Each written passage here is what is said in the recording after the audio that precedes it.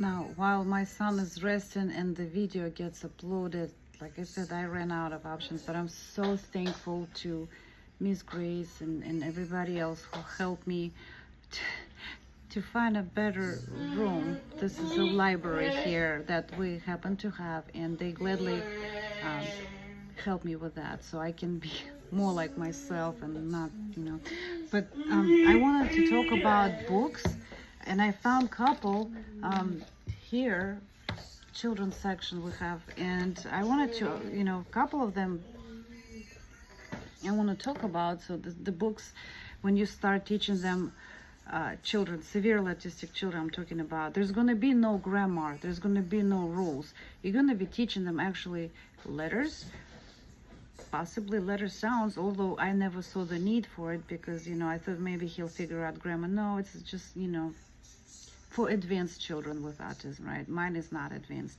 So I decided I'll switch and we just start teaching him words. And when you get books, start with as simple as, like that one actually. I have it right now in my hand. Cardboard, right? That because you're going to be using this, and they're not exactly careful with this book. So you want it to be books like the hard books. And then nice clear words. You see, it's almost a flashcard. You look at that background, it says cat, whatever. Let's look. Oh, it's got stuck. It's never been used actually. And then let's see. It must be the girl underneath, I'm sure. I should look at that before I start the video because everything counts, but the book is stuck.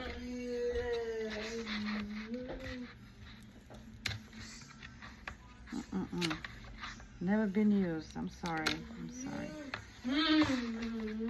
But this book is actually ideal because, let's see, okay, there we go. At least I found one. See, it has the name of the item and the item itself. And then you also want to have a three-dimensional thing along with that book. So when you start teaching, you want to have word, drawing, and then you want an actual item like of a ball. This is really good book because it flips and gives you just the words, and this is where you go. You start teaching them actual words, and you do want them to have visual prompt because they remember that. And even a child is nonverbal, they can still show you. That means they know, they just cannot say. That's a very different story, but they're still going to be able to, show me ball. They're going to point. That means that's nonverbal, right? But I got my child to talk, thank God. It took me a lot of times. So books are really nice. They are simple as that. Hard book with pictures, colorful pictures, and clear print like that, clear, so they can just focus on their work. And then I just found this book, Shapes, and he's listening that rainbow, triangle, whatever. He's been listening to this song like I guess second consecutive day. But some of the shapes in here he does not know. It will be always an experiment, always, you just have to go and see what they know. But I know, let's see, we have here's what we have with this book. We have rectangle. I want to show you the book. Rectangle. So it's a shape, pretty much. And you do you still want to have those shapes that are three-dimensional. So he knows that one, he knows triangle, he knows star, he knows heart. This one he may not know, cross, we'll see. Square, circle, crescent, I don't know, I taught him that, but he may not remember. We'll see if he's gonna just pull that out of his memory.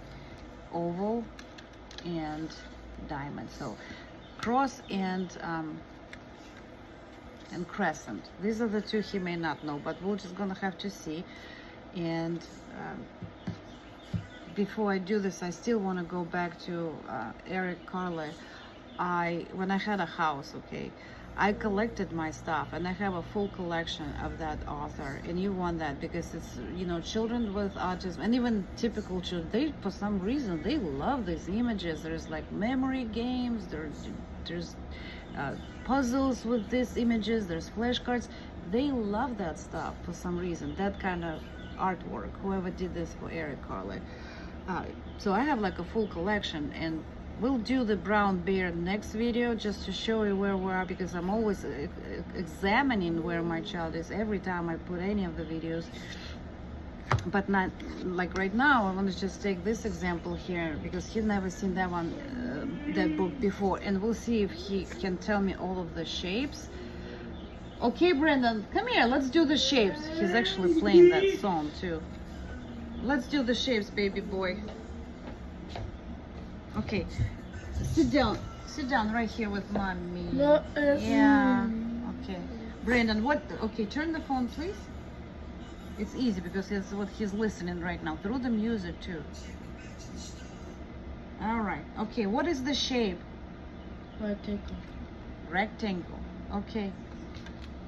And then you want them to point out, show me rectangle. That's a response back. Show me. If they can't show you, take their finger and rectangle. Then show me rectangle. They will show. Okay. All right, but we don't need to do that because, you know, he knows. Okay, what's that? Triangle. Yep. Stars. Mm-hmm. Heart. Heart. Buzz. Buzz. He does not know, as I suspected. Cross. Yes, good job. Yes, CROSS, and you're not even looking. Cross. What's that? Cross. Cross, and I'll come back to it when I'm done with the rest of the shapes. Okay, what's that? Square. What's that? Circle. Huh? Huh? Crescent. Crescent. Okay, yes, this is this shape. Show me crescent. I don't know if you can see that. Okay, show me crescent. On here, on the book. Yeah, crescent. Good job. Yes, let's see what else they have. Oval. Oval, and what is that? Cross. And go back to that. What is that? Crescent. So there we go. And next time I'm gonna call him up. We're gonna do a brown bear. I couldn't find this book here, but hopefully he remembers. So I'm gonna have to use my mother's phone to show him that, and we'll see how that goes. Thank you.